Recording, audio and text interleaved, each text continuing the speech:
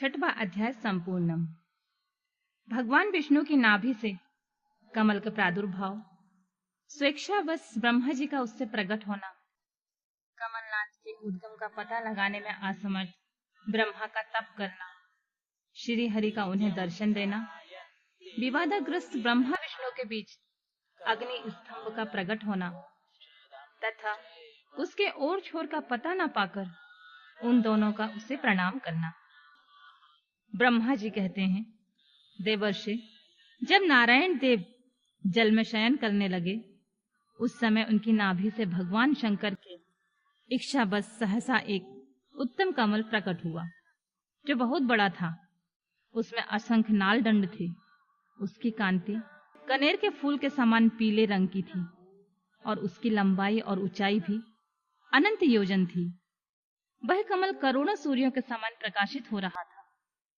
सुंदर होने के साथ ही संपूर्ण तत्वों से भी युक्त था और अनंत अद्भुत परम रमणीय दर्शन के योग्य तथा सबसे उत्तम था। तत्पश्चात कल्याणकारी परमेश्वर साम्य सदाशिव ने पूर्वव्रत प्रयत्न करके मुझे अपने दाहिने अंग से उत्पन्न किया। मुने, उन महेश्वर ने मुझे तुरंत ही अपनी माया से मोहित करके नारायण देव के नाभि कमल में डाल दिया और लीला पूर्वक मुझे वहां से प्रकट किया। इस प्रकार उस कमल से पुत्र के रूप में मुझ हिरण्यगभ्य का जन्म हुआ। मेरे 4 मुख हुए और शरीर की कांति लाल हुई। मेरे मस्तक त्रिपुंड की रेखाओं से अंकित थे। तात भगवान शिव की माया से मोहित होने के कारण मेरी ज्ञान शक्ति इतनी दुर्बल हो रही थी कि मैंने उस कमल के सिवा किसी दूसरे को अपने शरीर का जनक या पिता नहीं जाना। मैं कौन हूं, कहां से आया हूं, मेरा क्या कार्य है, मैं किसका पुत्र होकर उत्पन्न हुआ हूं और किसने इस समय मेरा निर्माण किया है। इस प्रकार संशय में पड़े हुए मेरे मन में यह विचार उत्पन्न हुआ, मैं किस लिए इस मोह में पड़ा हुआ हूं जिसने मुझे उत्पन्न किया है। उसका पता लगाना तो बहुत सरल है। इस कमल पुष्प का जो पत्र युक्त नाल है उसका उद्गम स्थान इस जल के भीतर नीचे की ओर है।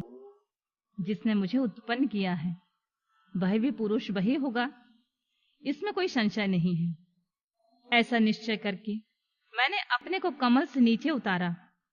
मुने, मैं उस कमल की एक एक नाल में गया और सैकड़ों वर्षों तक वहां भ्रमण करता रहा, किंतु कहीं भी उस कमल के उद्गम का उत्तम स्थान मुझे नहीं मिला। तब मैं पुनः संशय में पड़कर उस कमल पुष्प पर जाने को उत्सुक हुआ और नाल के मार्ग से उस कमल पर चढ़ने लगा। इस तरह बहुत ऊपर जाने पर भी मैं उस कमल के कोश को ना पा सका।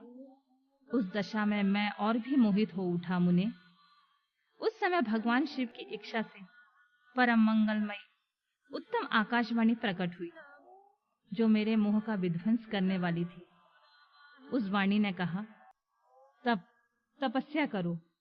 उस आकाशवाणी को सुनकर मैंने अपने जन्मदाता पिता का दर्शन करने के लिए उस समय पुनः प्रयत्न पूर्वक 12 वर्षों तक घोर तपस्या की। तब मुझ पर अनुग्रह करने के लिए 4 भुजाओं और सुंदर नेत्रों से सुशोभित भगवान विष्णु वहां सहसा प्रकट हो गए।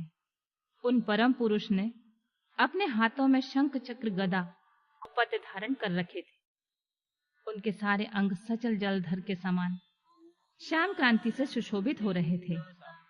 उन परम प्रभु ने सुंदर पीतांबर पहन रखा था। उनके मस्तक और अंगों में मुकुट आदि महामूल्यवान शोभा आभूषण पाते थे। उनका मुखारविंद प्रसन्नता से खिला हुआ था। मैं उनकी छवि पर मोहित हो रहा था। वे मुझे करोड़ों कामदेवों के समान मनोहर दिखाई दिए। उनका यह अत्यंत रूप देखकर मुझे बड़ा आश्चर्य हुआ। वे सांवली और सुनहरी आभा से उद्दासित हो रहे थे। उस समय उन सब तत्व रूप सर्वथा सर्वात्मा 4 भुजा धारण करने वाले महाभाव नारायण देव को वहां उस रूप में अपने साथ देखकर मुझे बड़ा हर्ष हुआ। तदंतर उन नारायण देव के साथ मेरी बातचीत आरंभ हुई। भगवान शिव की लीला से वहां हम दोनों में कुछ विवाद छिड़ गया।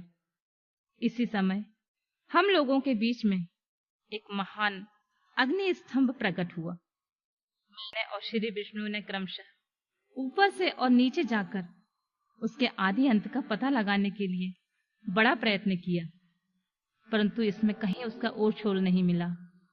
मैं थककर ऊपर से नीचे लौट आया और भगवान विष्णु भी उसी तरह नीचे से ऊपर आकर मुझसे मिले।